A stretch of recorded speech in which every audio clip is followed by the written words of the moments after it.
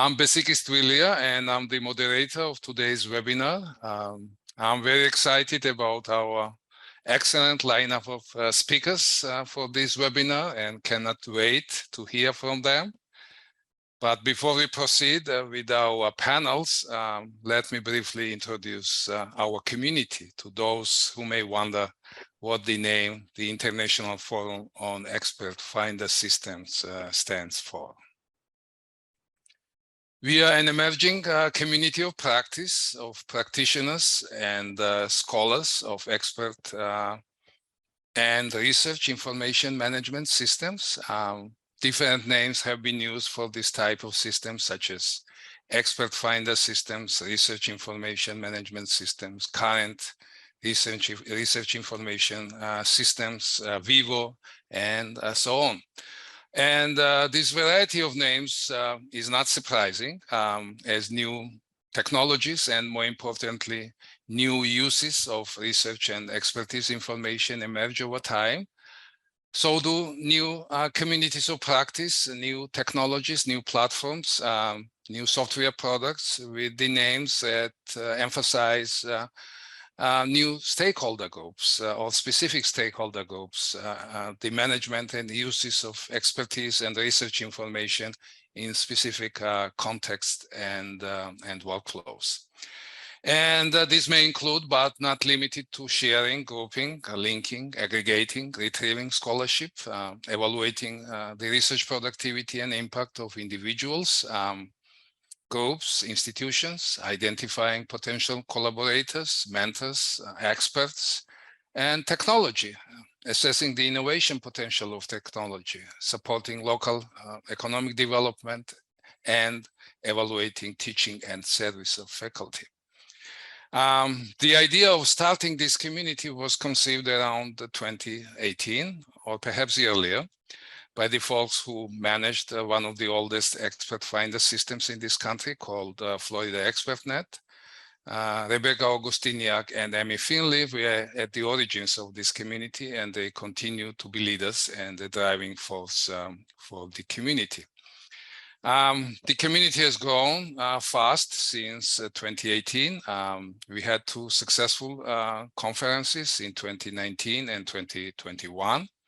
And are currently in the process of organizing our third meeting in Miami, Florida in 2023. This year, we also started organizing and hosting webinars to provide an additional venue for practitioners to share their expertise and best practices for managing and providing access to research and expertise information in different contexts, as well as discussing new emerging innovative use cases and technologies for research information management.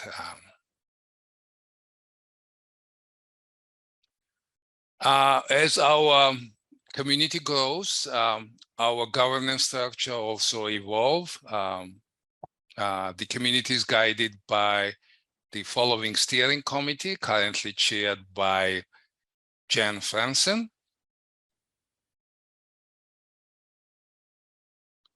And our webinar series is organized by our program committee chaired by Rebecca Bryant. So special thanks go to Tina Moyer and Matt Ramey, who organized today's webinar, and also Tina for managing our Zoom environment, and Matt for facilitating the Q&A. We have one more webinar scheduled for this year for December 1st, and we would love to see you all attending it, and please spread the word. As you see, that webinar is on reporting use cases, and we expect lively discussions, exchanging of ideas and information. Also, please save the date for our main event, our two-day in-person conference in 2023 in sunny Miami, Florida, on April 5 and 6. Detailed information about the conference, including call for proposals, and that is open, and I encourage you to submit your proposals, Also, information about registration, travel, hotel can be found on our website, and the URL is included on the slide.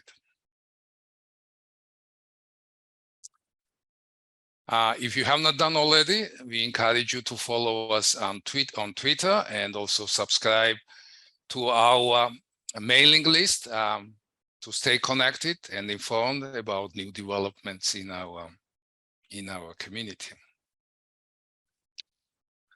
As for today, we have exciting panels of speakers from 3 major research universities who will share their expertise and experiences with managing faculty information systems, research information systems, information about their stakeholder groups, use cases, lessons learned. So we have 3 panels organized by the institutions they are affiliated with or they represent. So in a sense, we have 3 cases of faculty information system, research information system use, if we consider an institution as the unit of analysis, or in this case, perhaps the unit of discussion. So each panel or group will have 20 minutes, followed by 5-minute Q&A session, facilitated by Matt. There are also additional few housekeeping and administrative items which I should point your attention to. So this Zoom interface, if you notice, has 2 text chat windows. So participants, please use the window called Q&A for submitting your questions to our panelists. And we will use the other window chat for general comments, sharing information, or perhaps for networking, but not for questions. I'll be managing time, and when a panel has 1 minute left of their time, I'll raise my virtual hand to let the panelists know that they need to wrap up. So please be forgiving if I have to interrupt you. Finally, we encourage our participants to introduce themselves in the chat window, if you feel comfortable doing so. So that could help break the ice, relax, and ease us into our webinar. Now it's my great pleasure to introduce our speakers, and no order is implied here. Heather Small and Jennifer Chan are from UCLA. Heather is the manager of faculty information systems for the academic personnel office, and Jennifer is a scholarly communication librarian. Kim Masler is from NYU. Kim is the service lead and analyst for University Data Center for Faculty Advancement. 3 speakers represent Virginia Tech. Virginia Pennebaker is an assistant dean for research collaboration and engagement at the university libraries. Barbara Loki is an associate vice provost for the Office of Faculty Affairs. And Abhay Joshi is the director of analytics for the Office of Analytics and Institutional Effectiveness. Now, I'm delighted to give this virtual floor to our first group of speakers from UCLA, Barbara and Jennifer. And so we can start. I'll stop sharing my screen. Okay. So, I'm sorry, not Barbara. Bespoke. Heather and Jennifer.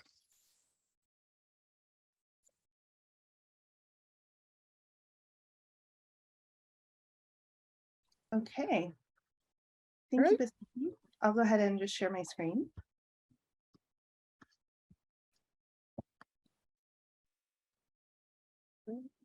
Thanks so much for the introduction.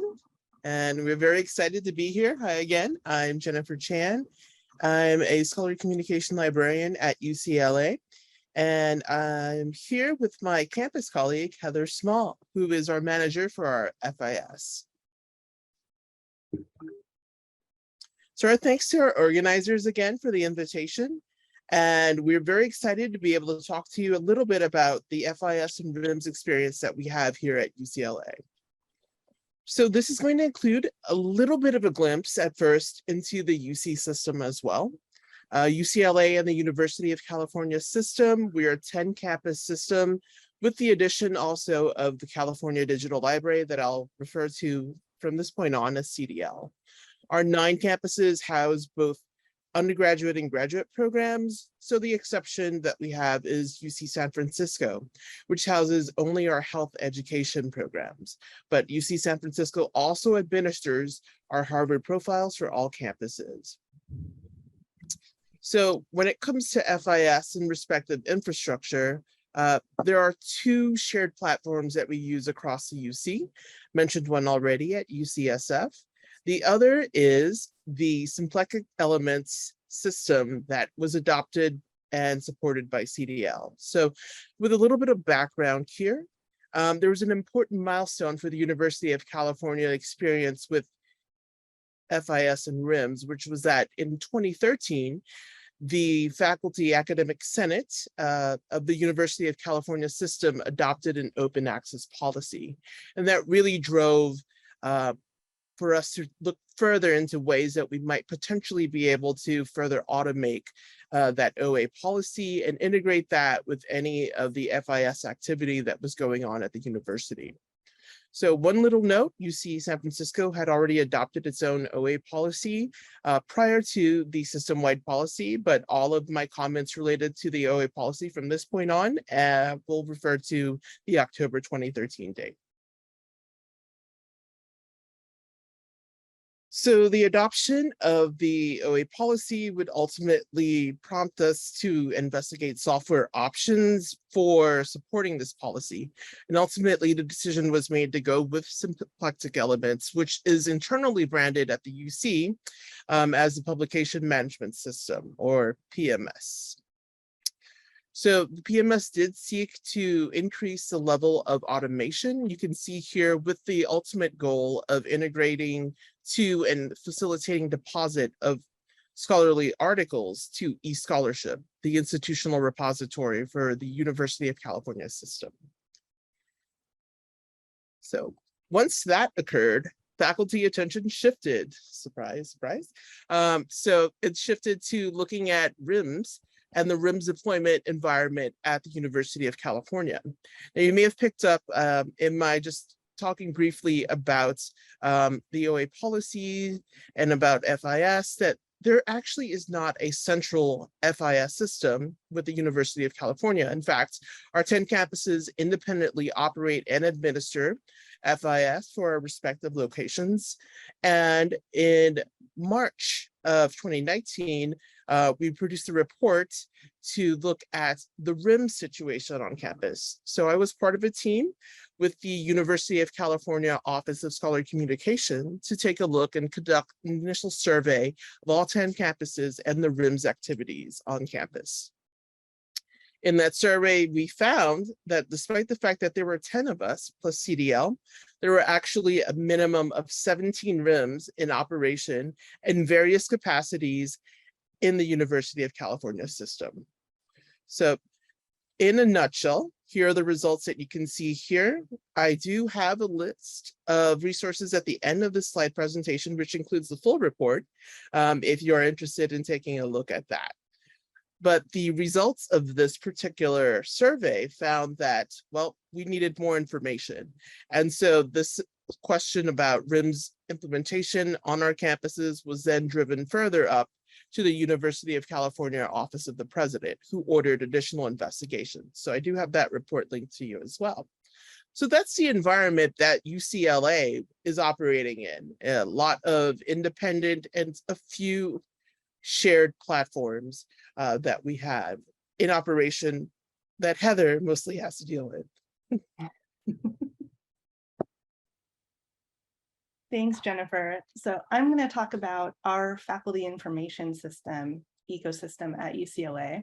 And my caveats here are that I'm going to focus on our campus-wide system that I manage, knowing that at UCLA, there are initiatives popping up at the school and department level all of the time that I do my best to keep on top of, but I'm not always aware of. So the heart of our information system is OPUS, which is our homegrown academic personnel reporting system. And OPUS also acts as a data hub for us. So we're pulling information from our payroll system, our recruitment system, and all of these other campus systems that have teaching, research, and service information for our faculty. We pull it all into Opus and transform it into the format that Interfolio needs.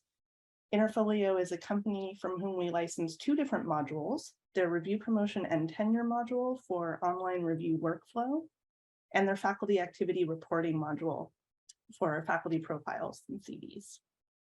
So we're pushing data into the Interfolio systems. And it's been a really long journey to get to where we are now. The earliest call that I am aware of for what they called at the time an e-dossier system was in 1988, with continued calls throughout the 90s and early 2000s. And on our campus, and again, the lineage of this system has really been driven by the academic personnel review process. So the task forces were mainly academic affairs and academic senate. And so the driver there was for, again, what they called an e-dossier system, which meant online review workflow and a CV creation tool. So that was really the perspective they were coming from. So our project kicked off in 2013, and we expected to build this entire system because we looked around the landscape and said, well, nobody's doing really what we want to be doing. And we got to 2016, and we had built Opus, that homegrown AP reporting system. And we realized that we were older and wiser, and there was absolutely no way we were going to be able to build this entire system with the resources we had at the time. So we looked around again, and we found that Interfolio's review, promotion, and tenure and faculty activity reporting modules fit our requirements pretty well. So we licensed review, promotion, and tenure in 2017 and rolled that out to the entire campus. And then in 2018, we licensed FAR, the faculty activity reporting module. And that was a bit more complicated. We spent about 2.5 years just doing the integration with various campus systems and also configuring the system and working with our various stakeholders to make sure that the data we were going to collect was suited for the purpose that we had. So in late 2020, we started a school-by-school rollout of FAR, and that continues today. And I'm going to kind of breeze past this slide in the interest of time and move to the next one, which is the requirements we had for the system initially that still kind of drive our goals today. So the goals were for system integration. We knew we definitely wanted to be able to populate our faculty profiles from campus systems and external systems as applicable. And we knew we wanted what we called faculty profiles. So one place where we could go and see all of this information together for each individual faculty member. And then again, thinking about that lineage of driven by academic personnel, we wanted what was called a standard dossier, which basically meant a standardized CV that could be used for the review purpose, because we had all sorts of people using all sorts of formats, and it was driving our central campus review committees crazy. We also wanted an online review tool, and we wanted CV formats that could be used for grant applications, as well as custom CV templates that could be created and saved by faculty. We wanted a reporting module, and our stated goals initially were, again, more kind of academic personnel reporting that's required, as long as being able to have an easy view into teaching load, research outputs, and service assignments. And finally, we wanted a repository where faculty could store their scholarly and creative work and easily add it to their review file. So that's our system as it stands now. And as I said, Interfolio, shored up by Opus, addresses most of those. No system is perfect, obviously, and we have a lengthy list of feature enhancement requests for Interfolio. But as far as ticking those boxes, it does a pretty good job of ticking those boxes. So how our system integrates with other research information management systems on campus, I'm going to focus on one other major initiative going on, which is the UCLA profile system. And that's used by the School of Medicine at UCLA currently. And it's sponsored by the Clinical Translational Science Institute and hosted at UC San Francisco. So when you just kind of look at the blurbs of these two systems, you can see right away that they really are kind of geared to different audiences. So FAR is for administrators maintaining validated faculty data for the purpose of producing activity reports. Profiles is geared to the health sciences. It's NIH funded. And again, I'm speaking to the implementation of profiles at UCLA. It's focused on researchers and for the purpose of collaboration and networking. FAR is looking at institutions being able to populate data from trusted source systems. Profiles is importing from a predefined list of health sciences targeted systems like NIH Reporter and PubMed. So you can kind of see right away, there's really kind of different audiences and different purposes, but we wanted to do a deeper dive and see, do we really need two systems at UCLA? So what we found was that they really do serve, again, very different purposes. So for our purpose in academic personnel and our original requirements, FAR comes out the clear winner because, again, we needed that workflow tool. We needed the reporting tool. We wanted to be able to integrate with all of those different campus systems. And we needed to be able to export that data in a wide variety of formats. And we needed to be able to custom the sections and fields of the data that we're collecting, not just at this campus level, but sometimes at the school and even the department level.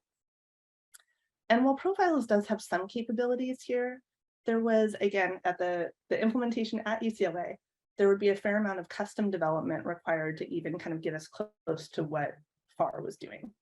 However, where the Profiles tool really, really shines at UCLA is the public interface. With our focus on academic review and the conversations we were having, we weren't really focused on a public-facing output. We were almost the opposite, talking through concerns about locking data down, right, and making sure that it was really only used for the purposes that we were allowing. So the Profiles tool really fills that gap nicely, and it's got these wonderful expertise finding tools and visualizations that FAR does not have. FAR has some ability to add interests and keywords, but it's much, much, much less robust than what Profiles has. So we really can't get away with just having one of these if our goals include both halves of this diagram. So in terms of how these systems are connected today, it's a little tenuous. The symplectic elements or publications management system that Jennifer mentioned earlier is feeding claimed publications faculty have said, yep, that's mine, into Opus, which pushes those into FAR, along with all of the other activity data. But we're really only pushing HR data to Profiles right now. And that's partly because FAR hasn't been rolled out in the School of Medicine. So we have that HR data feed as sort of this tenuous link between teams to say, yes, we should stay in touch. We should be aware of what each other are doing. And ideally, at some point, there should really be one source of the data that's driving both of these systems. So a potential future here, not the potential future in any way, but a potential future is, really kind of uniting these systems around what each of them do well and communicating about how they can work together. So Opus can continue to kind of function as this data hub, whereas the strength of FAR really is that it is tied to the review process, which gives this really powerful incentive for keeping the data up to date, which has been a real problem with other RIM systems on campus. So now we've got this validated faculty data that's updated, at most every 1 to 3 years. You know what I mean by that. And then we can feed it into Profiles. And we can also use that moment of review where faculty are looking at their data to help them push that data back into the publications management system using that open access framework.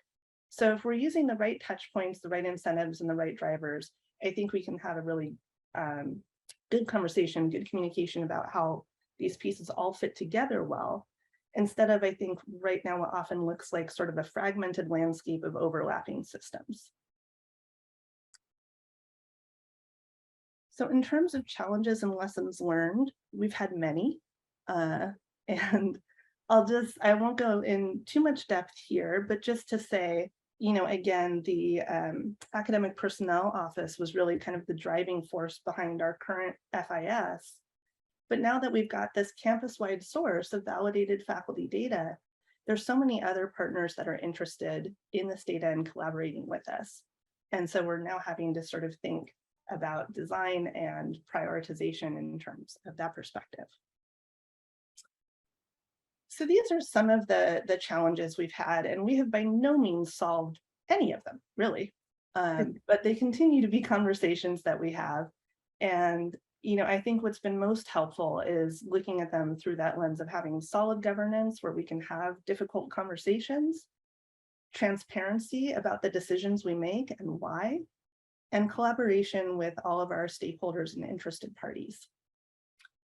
So some of those challenges have been the source right up front, right? What's the trusted system of data? Sometimes that's not an easy question to answer at our campus, which is highly decentralized. So just as an example, we thought, sure, our Office of Contracts and Grants is going to be the source of our grant data, no brainer. But that system really only has data for the PIs on those grants. And we really need those profiles to be populated for everyone who might have worked on those grants. We also sometimes don't have some of the smaller grants that come from UCLA, or we don't have some of the smaller international grants. Perhaps we should, but the reality is we don't. So that data needed to be augmented. We really could not have a single source of truth. And that's been the case for most of the information that we want to collect. And that leads to questions about ownership, not just who owns the original source record, but another example would be teaching data. So we pull teaching data from the registrar. Then we add to it teaching evaluation data, which is owned by our academic senate. So that's one record with two sources. Then faculty can add on to that their role in teaching the course, flag it as something that involves interdisciplinary collaboration or advances EDI goals. They can attach a syllabus. So now we've got sort of 3 data owners really for this one record. And that's made it challenging to figure out, what are the boundaries of ownership? Who gets to determine access? What can we do with this data? And who gets to edit it and where? And it's been sort of impossible to have this very pure implementation of sources of truth where data is only edited and corrected at the source, which is what I think we wanted at the outset. And then separately, there's questions about ownership of the application itself. Jennifer? Absolutely, totally agree. And I think we do surface many of these concerns even at the system-wide level with the UC faculty. So they do articulate a number of these issues, including questions about, well, who owns the application, that software itself, who actually owns any potential algorithms or future paths for the development and application of this sort of data. And so those types of questions definitely come from multiple perspectives, depending on who the stakeholder is. It's, concerned about these issues. So this is something that we're certainly mindful of, and it's questions that we get at the library at a potentially different level than what Heather would get. Thanks, Jennifer. And then just continuing around the circle quickly, because I know we're getting towards time. Questions about access in terms of who's working with the vendor to determine access and use of our campus data by the vendor. And who is aware of the access request, I think has been an important question for us. So when we were at the outset of this project, we had faculty on our committee who said, I want to be made aware personally as an individual faculty member every time somebody is requesting access or using my data, and I want to know what for. And we thought, my goodness, that's going to be impossible to support. So the reality is, we are still pretty locked down for purposes of review, because we haven't answered all of these access questions, and we haven't created a solid framework for that yet. So finally, just wrapping up, there's those questions of competing priorities, how to manage the different audiences for these data, and who's going to maintain and be accountable for it going forward. At our system, we're trying to move some of that accountability more towards our faculty, and that's a real culture shift for us. So that's something that's definitely going to take some time to move towards. But again, I think kind of the overarching framework here is, if we've got a good process to talk through these issues and make sure the right people are included, and we're really transparent with faculty and other stakeholders about exactly what we're doing, what data we're using, the gaps it has, why we chose it, what it all means. If we can be transparent and work together, I think that gets us as far as we can go. Absolutely. And so here are the promised links to the resources that we mentioned earlier on, including the reports. of the RIMS investigation for both 2019 and subsequent findings in the later Office of the President review. Okay, so now I'm opening the floor for questions. Like we have a few from the chat. And so let me go ahead and just get a couple of the kind of logistical questions. So Heather and Jennifer, the FAR system, can you remind us what kind, if that's homegrown or a vendor tool? And then also with the profiles, is that the Harvard profiles, or is that another one of the, or is that a homegrown system as well? Sure. So FAR is an Interfolio module. So Interfolio is a commercial company, and we license that system from them. We just have our homegrown system that's pushing all of the data to that system. And the profiles instance is Harvard profiles as configured and managed by UC San Francisco. So UCSF hosts that for our 5 campuses that have health sciences programs. Awesome. And then I guess I'll piggyback with Rebecca's question that the profiles right now only is surfacing biomed researchers. What are the talks like about expanding beyond just biomed? I don't want to speak too much to that since I'm not on the profiles team. I will say that it's recognized as a limitation and those conversations are happening. Can I just follow up with one question? Do you know, are some of the limitations around data sources, PubMed and things, or do you know if it's more on the governance side?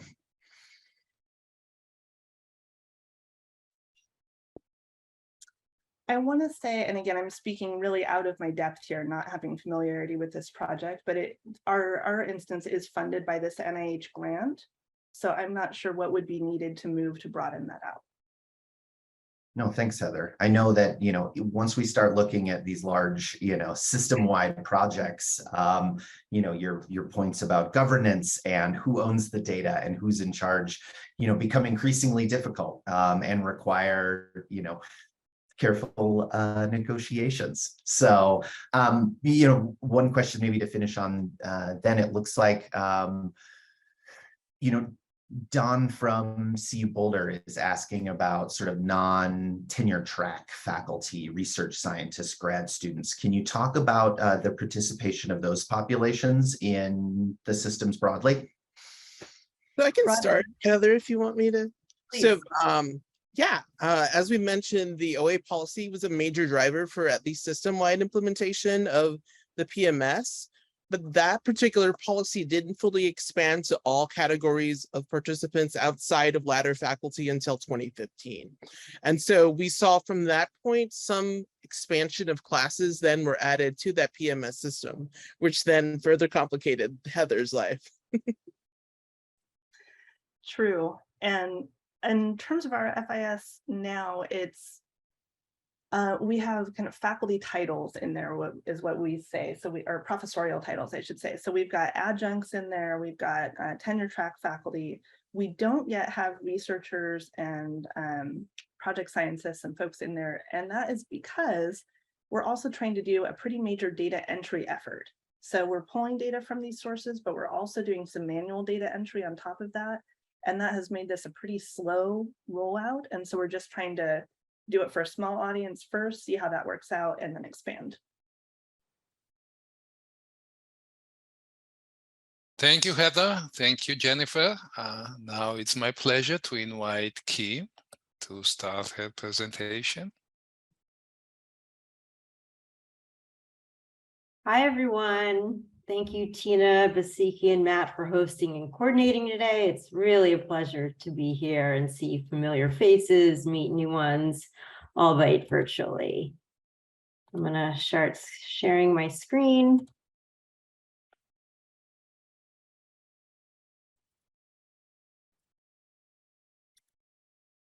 So I'm Kim Musler, service lead and analyst at New York University, and I've been at NYU for about 10 years in a number of different roles. And I'm currently housed in our Provostial division in the Center for Faculty Advancement. And I've been focused on one of our research information management systems, PURE, which we refer to as NYU Scholars for 7 years, and our centralized faculty information system, Interfolio, for over 1. And many of the topics Jennifer and Heather just spoke about do resonate, as you may notice as I go through my presentation, as we're also a large university spread across a wide region, and we do have a number of systems in play. Before I dive into these meaty topics, I just want to introduce you to NYU. In case you don't know much about the university, NYU was founded in 1831 in the heart of New York City in the Washington Square neighborhood. And NYU is now a global community with 2 additional degree granting campuses, one in Abu Dhabi, one in Shanghai, and the university also operates academic and centers and research programs in more than 25 countries. So what you're seeing here is a snapshot from our Berlin Study Away site. And NYU is a prominent research university with top-ranked academic programs, and our enrollment is approximately 53,000.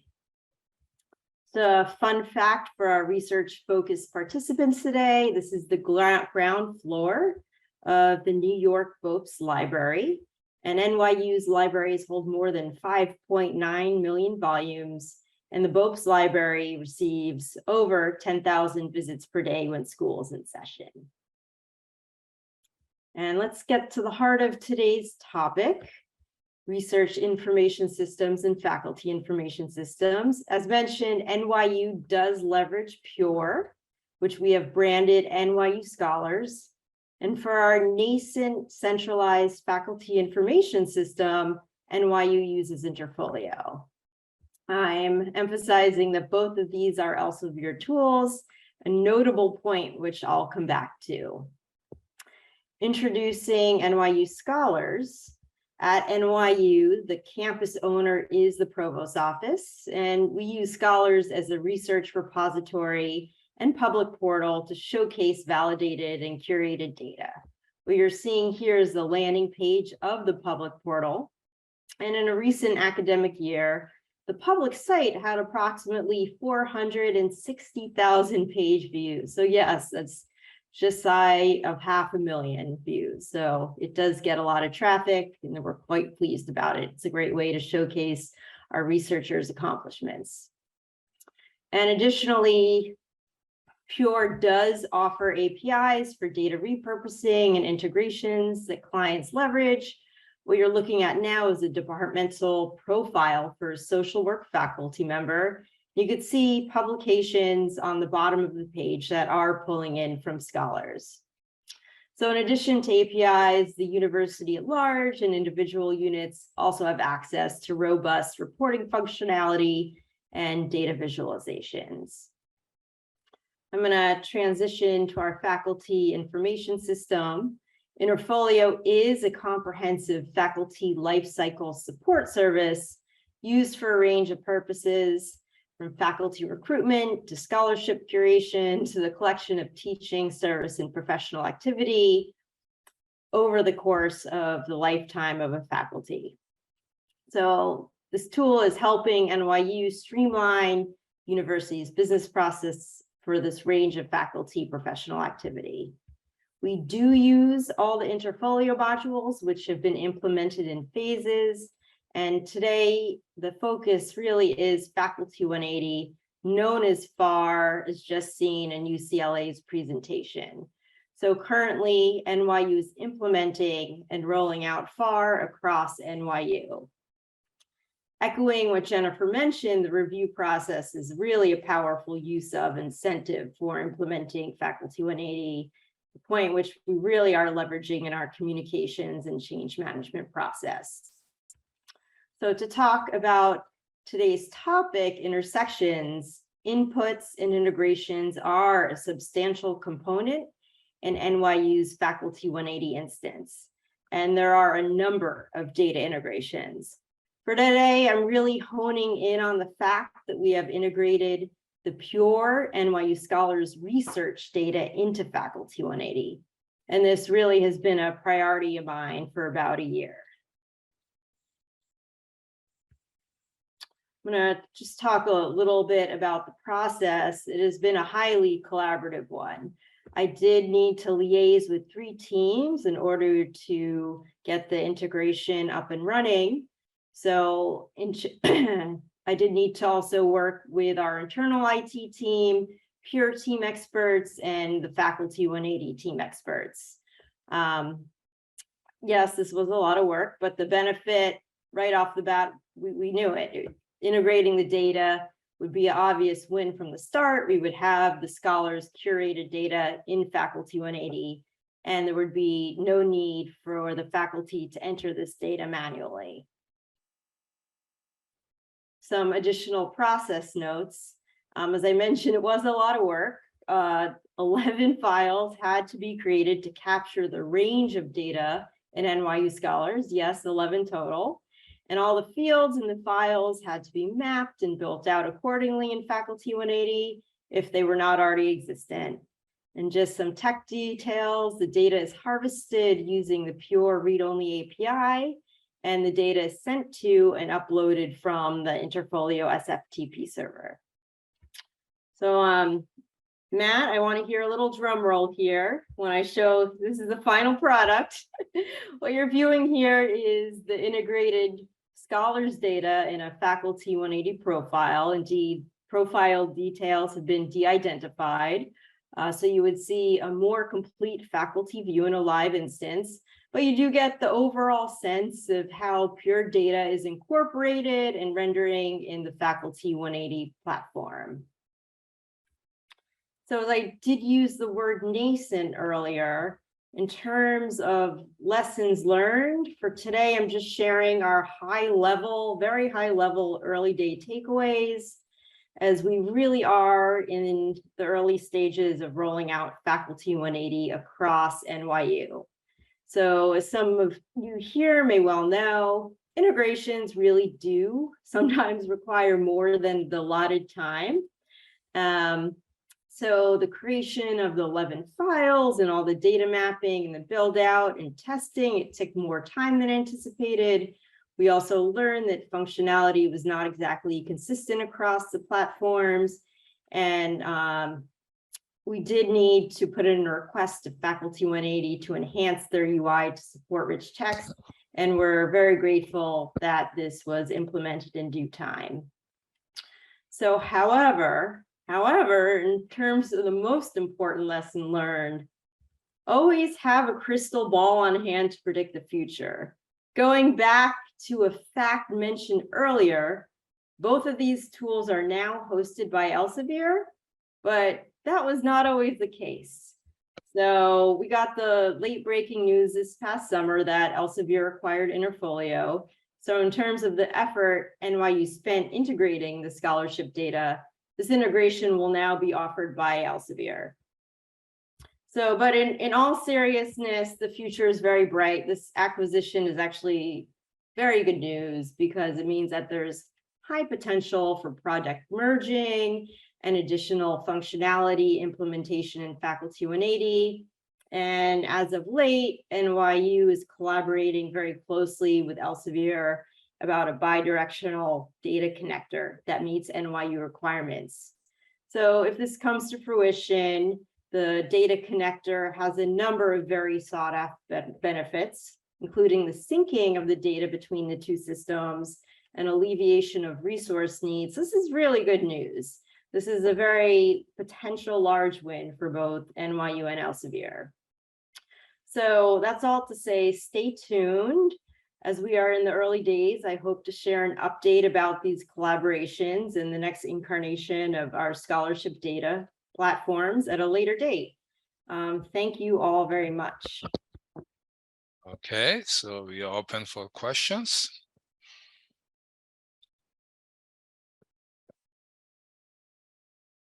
Thanks, Kim. I'm not seeing any questions in the chat quite yet, but I have a few. So maybe I can, prime the pump. Just, can you give us a little background on sort of the governance structure behind Interfolio, and like, is it, the provost's office or sort of who on campus, is funding these efforts? If that question makes sense. Yeah, no, that is a great question. I mean, in terms of the funding, it is the NYU mothership, the central NYU at Washington Square, New York City, who's funding it and is providing it to all of our clients. As the hope is that we will have a centralized area for all this good data.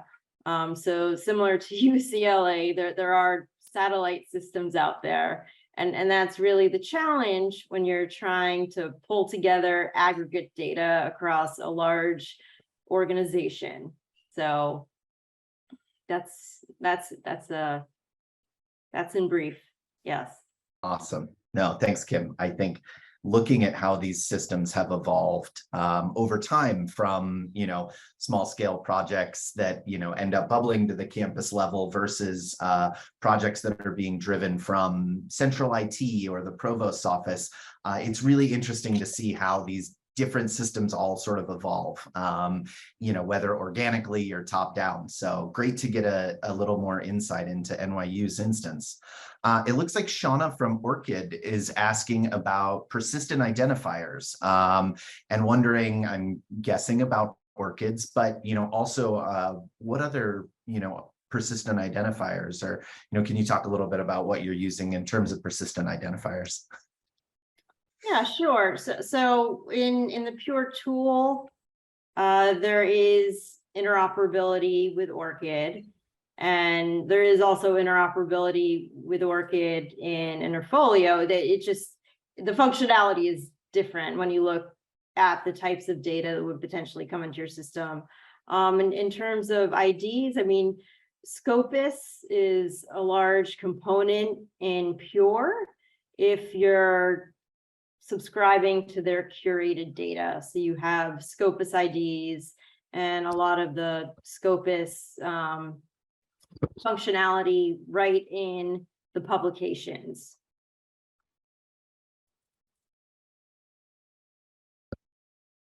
Okay, we have some time for additional questions. Yeah, it looks like Alicia from UF is asking, in terms of investment in faculty engagement, communications, change management, for UCLA or NYU, Kim, you or, Heather, what kind of investments are you making in that sort of communication planning, and how much are you devoting to communicating with faculty and other audiences around the existing systems or changes upcoming? Yeah, I'm happy to say a few words about that first. We have on our team, on my Interfolio team, we have someone who's dedicated to training, change management, communications. So it's been an exceptional investment in delivering the messaging correctly, creating the communications and change management in a very deliberate and thoughtful way. And we host the resources to go along with that to support our faculty and user base, not only faculty, but administrators as well, because they support faculty. And for us, there's a little bit more of a wrinkle. There's the bit that Heather directly interacts with, but there's also the fact that the PMS system is undergoing another expansion at the CDL level. So we are also liaising with CDL right now to release another level of deployment. So that's also something that's happening. So there's an additional level of coordination there. And just to add on for our office, we have a teeny tiny support team, and you're looking at one member of that in addition to kind of running the project. So, we have to be really careful, and that is another reason for doing a school by school rollout, is so that we can really manage that support well. we have found a really high touch approach to work well for us. And, we're successful based off of the relationships we build. So we do office hours with all of the faculty who are going up for review. We work closely with each school and the department chairs and their faculty committees as we're working on setting up the system for each school so we can make sure it's tailored for their purposes. And aside from that, we've been looking at digital adoption platforms like WalkMe so that we can kind of have in-application tutorials and help embedded. Again, just because we're such a small team, we need other ways of scaling. We have some more time, so if you have questions to Heather or Jennifer or Kim. It looks like Dongjun Lee is wondering, Kim, when faculty want to update the metadata in the interfolio that's been harvested from Pure, sort of where do you, and maybe this is what you were mentioning with the bidirectional hope in the future, where do faculty or their administrators or proxies interact with the data, and how do you ensure sort of data integrity? Yeah, that is a question we are definitely currently working through. And the bi-directional data connector would ensure that these two systems would be synced, because as we roll out, they won't be 100% synced. So as Interfolio really is used for the faculty activity reporting and will be seen as a long-term source of truth, we are directing faculty to update the metadata in the Interfolio side.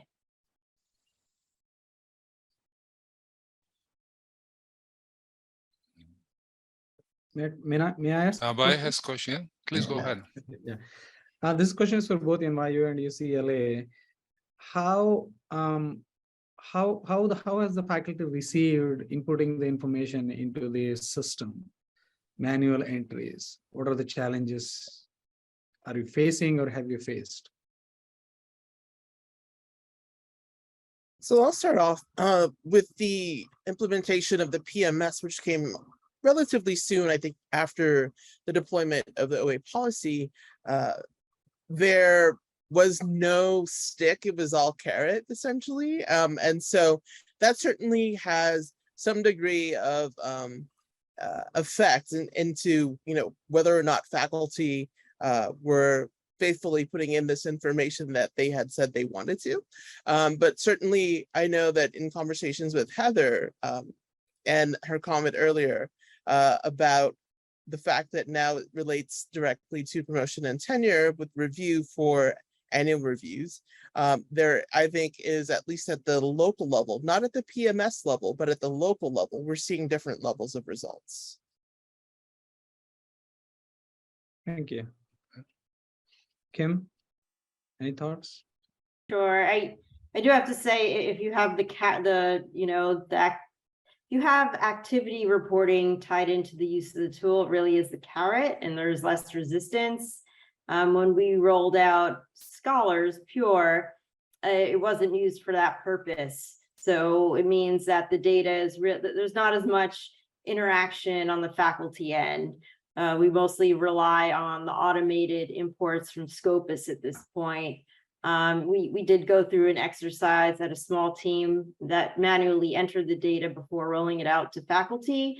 And that's really an extensive, difficult lift. So Heather agrees. So I would say if any carrot can be attached to the tool, go for it. And just a quick follow-up on that. Do you is it a formal? Do you have formal approval from the provost at your institution for this system to be a systems of record? And if so, is that helping? Yeah, I mean, all this has been a very formal process with sponsorship and having project sponsors kind of shepherd along the rollouts and discussions that, throughout parts of the school. So yeah, very much so. I think we have one more question in the Q&A chat. And Heather and Jennifer, is that the case for your school too? Yeah, absolutely. Anything that needs faculty data is going to be something that is met with a lot of scrutiny at the University of California system. So there's not going to be any sort of arbitrary collection at this level. Certainly there could be things that are like individually lab oriented, but those would not be a system-wide or even a campus-wide sort of FIS collection. Thank you. So it looks like Alicia from Florida is asking about Pure and Elements being considered publication management systems. And, I think I'm interested, both Heather and Jennifer, your instance has, CDL managing your publications management system remotely. Kim, you all are managing it more or less locally, it sounds like. Are those your only sources of publication data for these systems? Are they sort of the sources of record for your campuses? And then do they contain things beyond publications, equipment, projects, other things? Does that question make sense?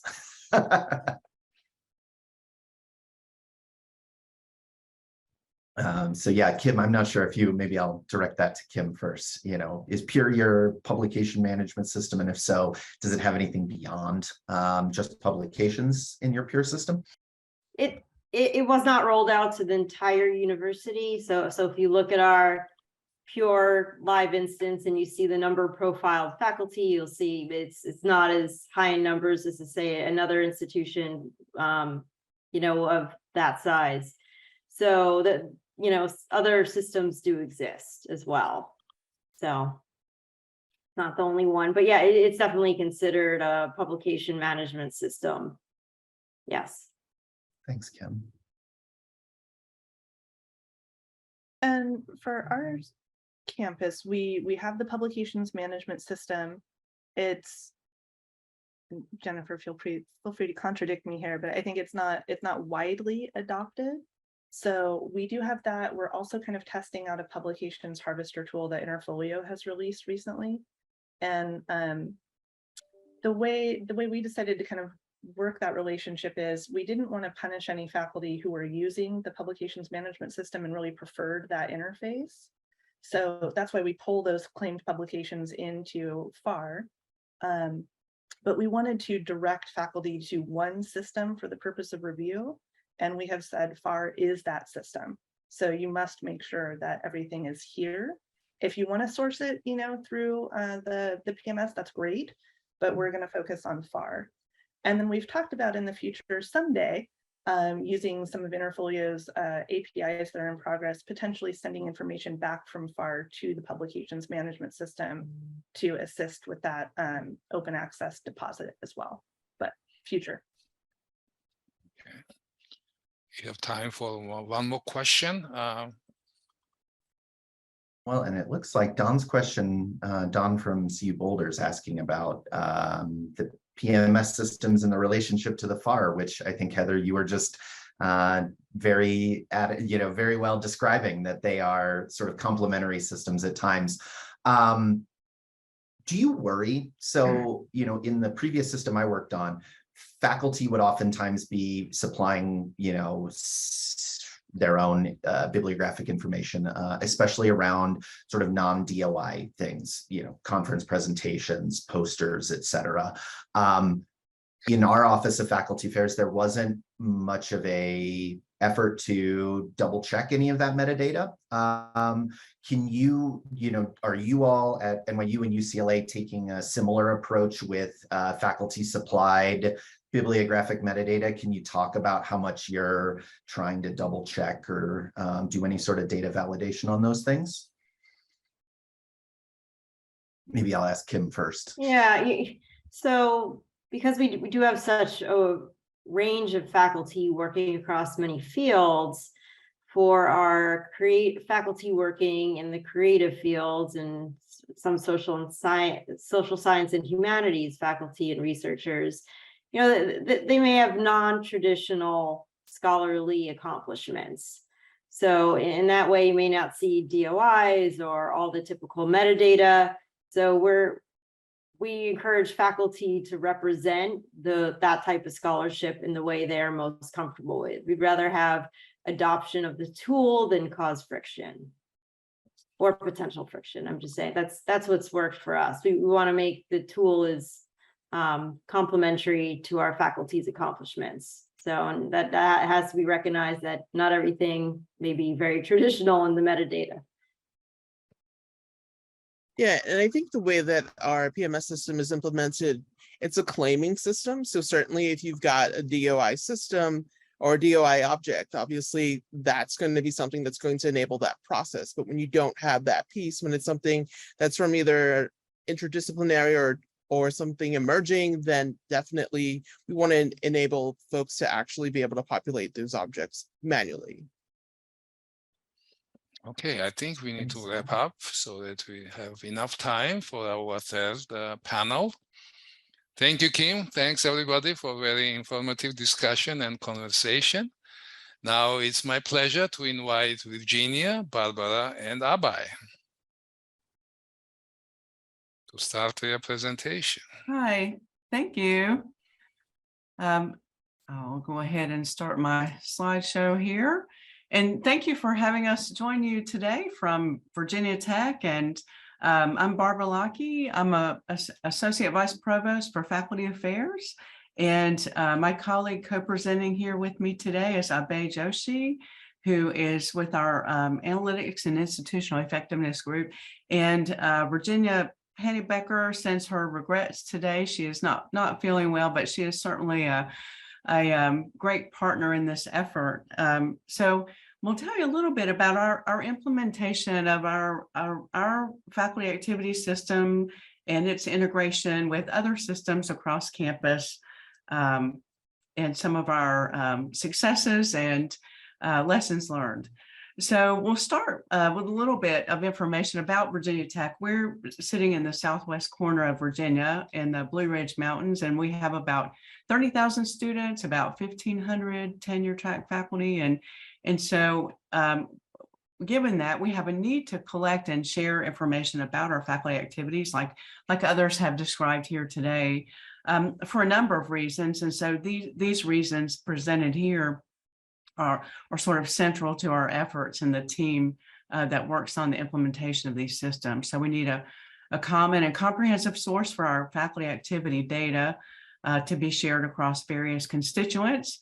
Then we need primarily and first and foremost to connect our data to annual performance reviews for faculty. And as others have described, this was the initial rationale behind the adoption of our faculty activity system, and that the use of it has really evolved and grown in different ways, which we'll talk about here in a few minutes. And then we've needed to communicate and share with our constituent audiences via differing kinds of reports and information sharing, such as faculty public profiles. And then also we've needed to collect this data to facilitate various collaboration opportunities across campus and externally. And then also we've needed this comprehensive faculty data set to support our academic budget process and institutional decision making, such as goal setting and things like that. So anyway, I'll tell you with that, I'll give you a little bit of history about our faculty activity system adoption. I start with our adoption of Elements about 8 years ago, but I should also probably say that we initially adopted digital measures to serve as our faculty activity repository, probably more like 12, 13 years ago. And that did not go well for reasons we can talk about later, I think, if you wish. But anyway, we transitioned to the use of Elements a few years ago, well, like 8 years ago. And this adoption was not campus-wide. It was offered for use across the university. But our initial users were a couple of colleges, the Pamplin College of Business and our College of Agriculture and Life Sciences. Other colleges have used it as an option for faculty activity reporting. And I'll talk about its recent adoption more campus-wide here in a moment. Also, more recently, we have have brought up a medical school in conjunction with the local healthcare system, Carilion. So it's the Virginia Tech Carilion School of Medicine, adding a 9th college to our 8 colleges. They brought with them the use of digital measures. So we've worked with them for the past several years on the transition from digital measures to our university's instance of Elements. So Elements was chosen for several reasons, and reasons that align with some of the activities and rationales you've heard already today. Firstly, it has the automatic claiming and publication harvesting capability.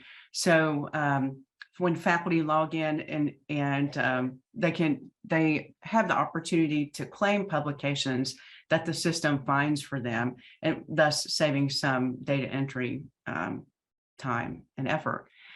And then also Elements has the ability to customize activity types and fields. And so this was of great importance to us, particularly as a comprehensive university.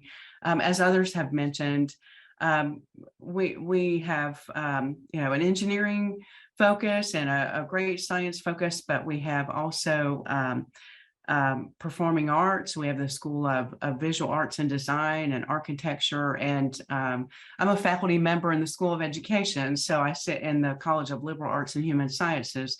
So we have a pretty broad array of scholarship, some of which is non-traditional and not captured in these kinds of repositories that Elements searches for DOIs and existing publications. So it does have that malleability to allow us to customize these activity types, which we found to be important. Also, its ability to integrate with the university's open access system, vTechWorks, that are our repository that our library hosts. And so that was of key importance too. And in the past year, we recently adopted an open access policy. So that's made this functionality even more important. So when faculty go to create a record or claim a publication of their own, they can go in a very seamless way to deposit that scholarship into the open access repository and helping to make that scholarship available openly.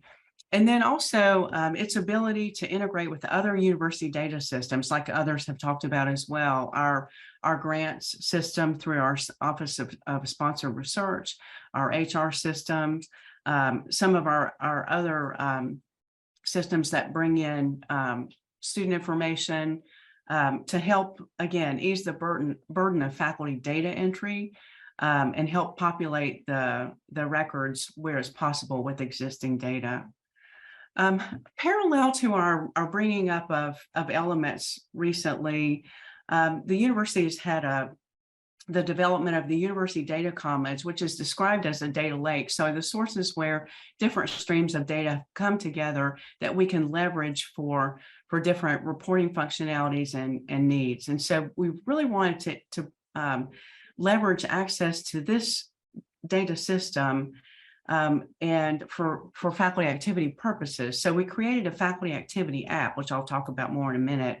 We shifted all the reporting functionality out of Elements through this University Data Commons to give us a greater ability to customize faculty activity reports for every college, because every college has different reporting needs and wants. And so we've been working with our colleges over the past few years to create custom reports through the University Data Commons.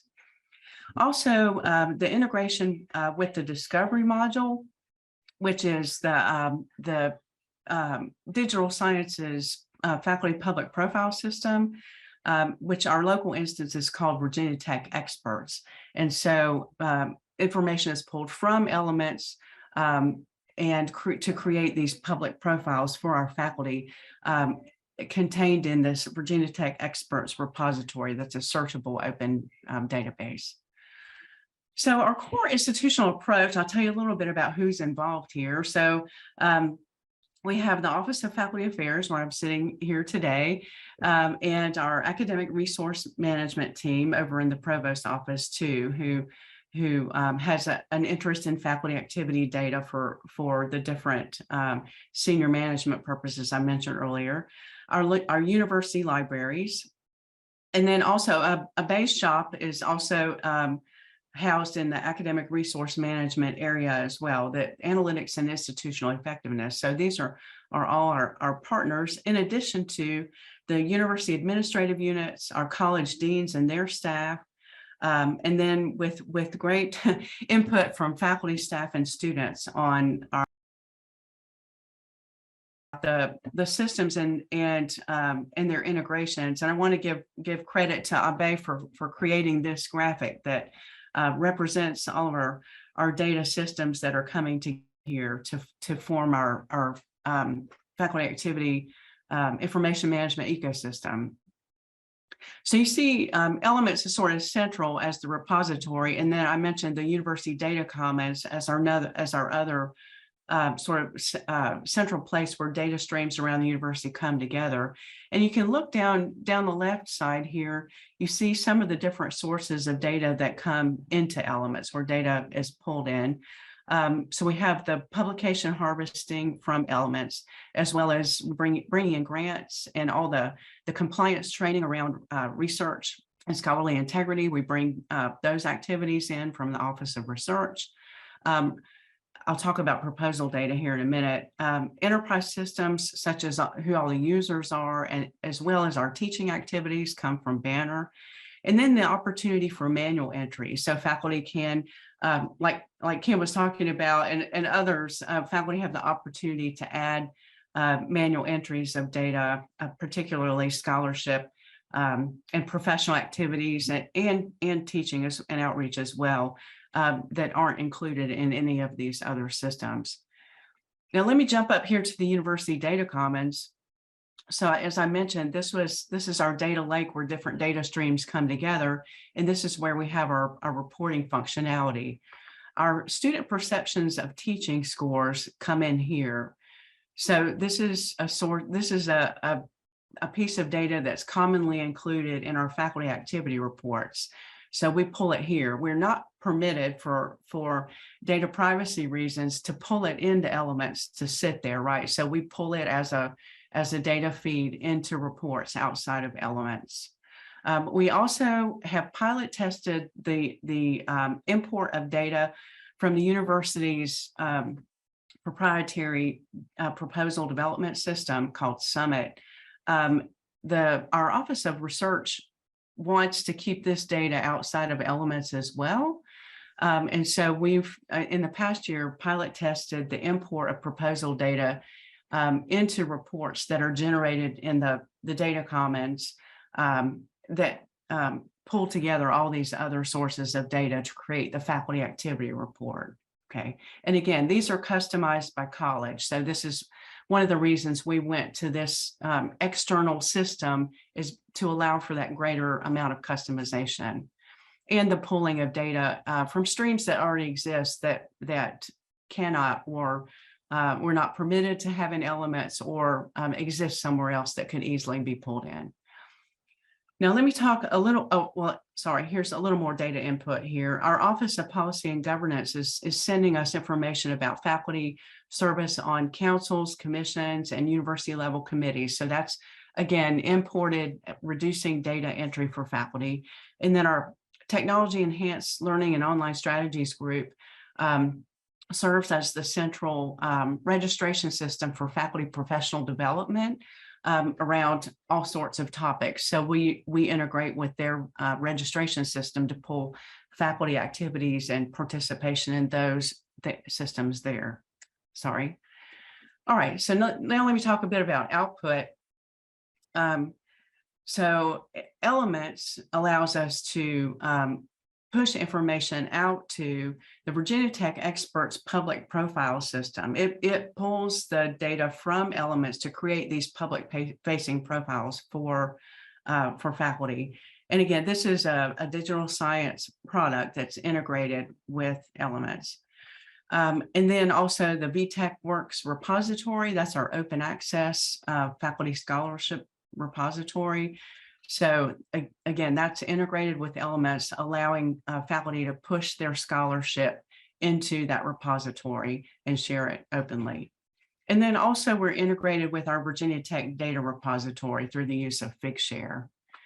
Okay, jumping back up here to the reports and insights, Abay and his group worked to develop customized faculty activity reports initially for almost every college. We have a generic report that's available too, that's basically just generating a listing of everything that faculty put in, and they can set the time and date parameters on it. But anyway, customized reports there, and we've developed other reports as well. So aggregated reports on grant activity, on certain types of scholarship, if a department might want all the books published in the last year or something like that.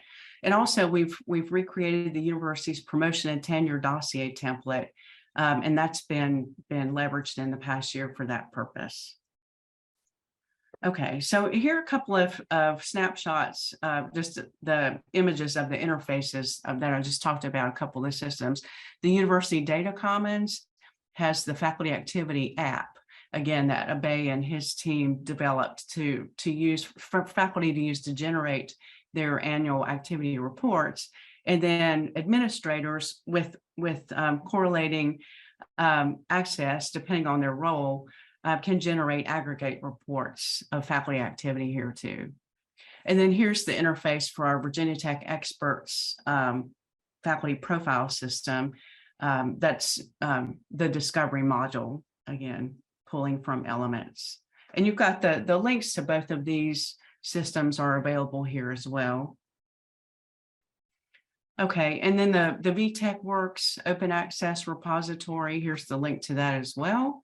And then the data repository is here. So I believe these presentations will be available to you, and you can certainly check those out if you like. Okay, so we'll talk a little bit about the work that's in progress here.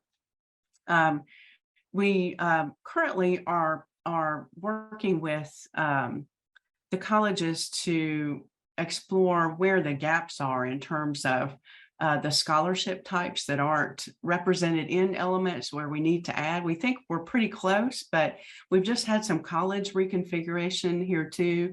And that is impacting, I think, our growth of different activity types and how scholarship is represented, with the addition of some new scholarly types in the creative arts, as Kim was mentioning, creative scholarship and other media.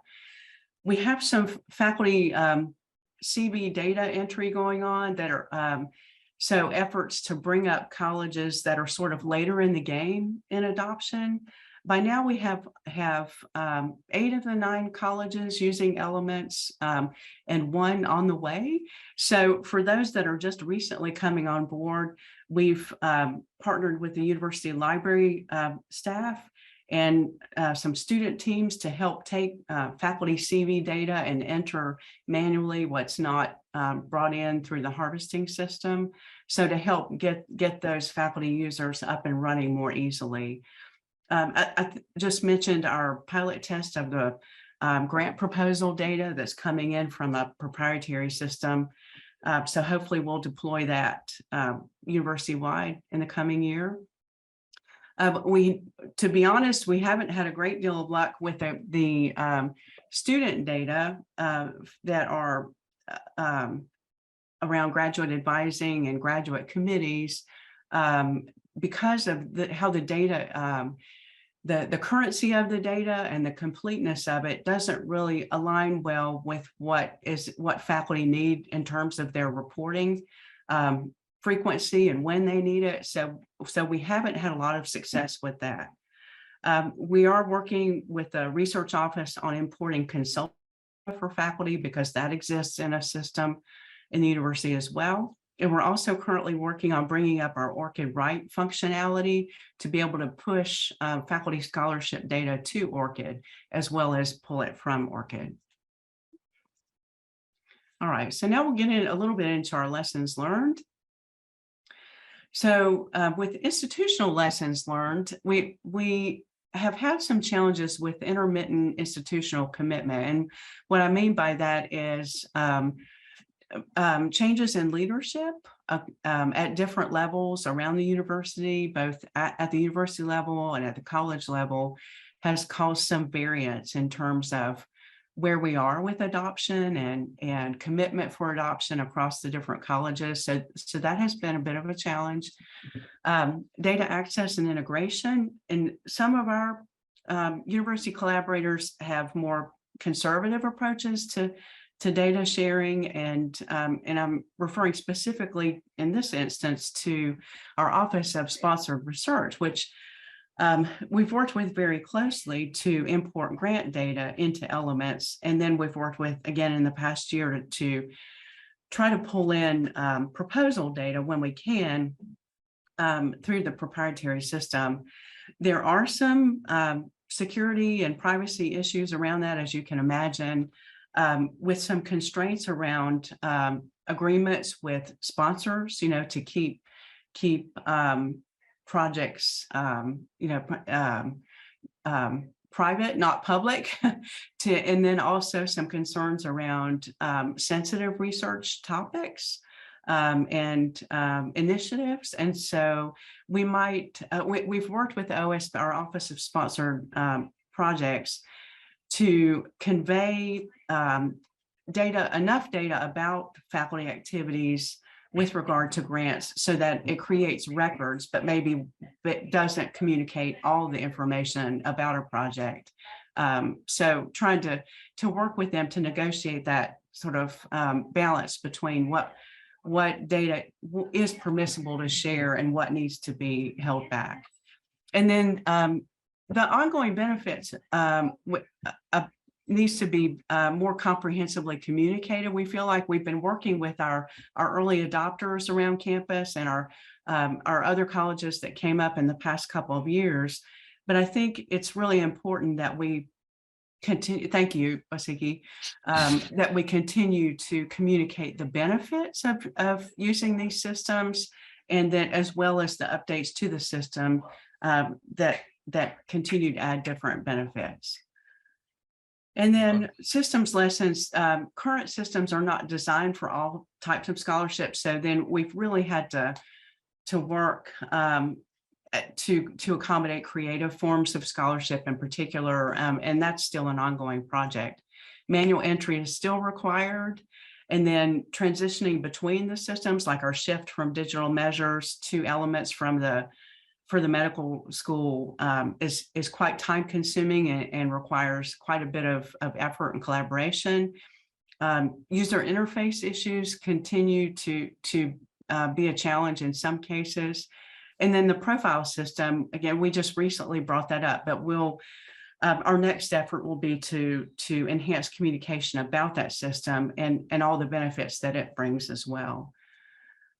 So, and just quickly, faculty user challenges, these really resonate with others that have already been shared, but privacy concerns about the data that sits in Elements, who's accessing it and using it for what purposes. The constant need to update training and support for faculty across the university as the systems evolve and grow. And then issues you've already raised about data input accuracy, with the ability to manually add data by faculty and the need to do it too in a timely way. This is an ongoing challenge. So I'm going to stop there because I know the time is up, and so that we have some time for questions. Thank you. So we have time for perhaps a couple of questions. Thank you, Virginia Tech. Great to see how far you guys have come. Alicia from Florida is asking, the data commons, what kind of technological, what kind of system is there? And, what's the data governance like about sharing data into the lake? And, especially as you mentioned, the sort of conservative data sharing, can you describe a little bit more about the governance that goes along with the lake? Yeah, Abedi, do you want to take that one? Yeah, sure. So the underlying, the University Data Commons is a homegrown analytic platform we've developed using the open source tool. We are pretty much everything is open source there. The only investment we are making is hosting it in Amazon Cloud. So to answer the second part of the question is the governance. That was one of the challenge. There a couple of two main challenges where the element system has a proprietary reporting capability. And that is an SIS, Windows-based technology.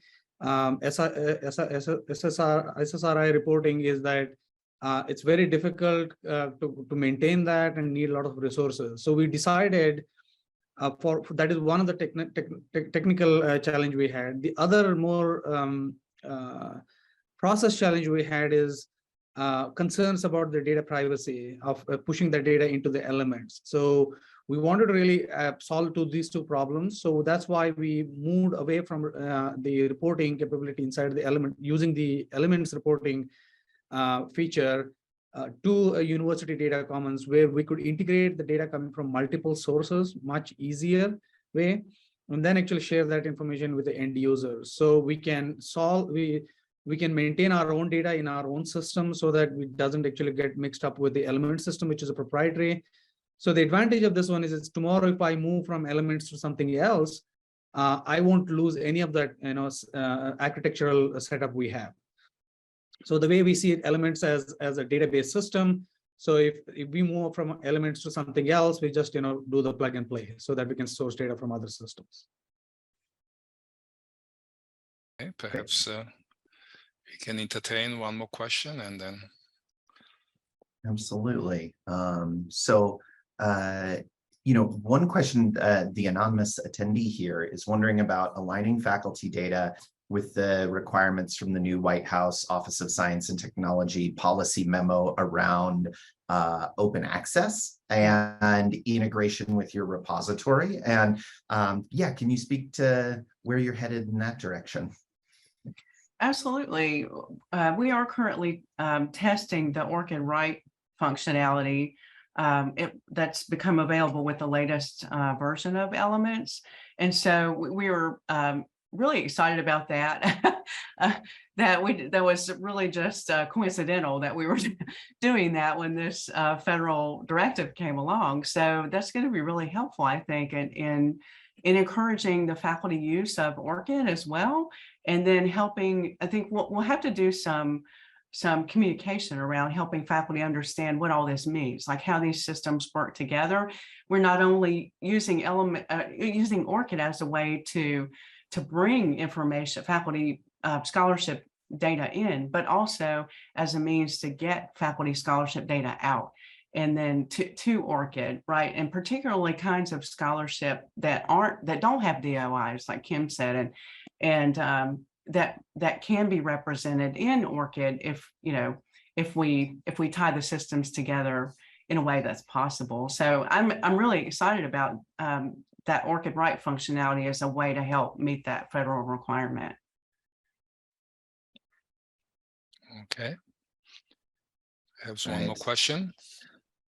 So it looks like there's one more, and it's just a very process question. Could anyone guesstimate how many hours it takes per faculty member to get one faculty member's data sort of in the system, especially to a level where they can leave it alone and trust the automation? Any sense, Abe or Barbara or anybody else on the call?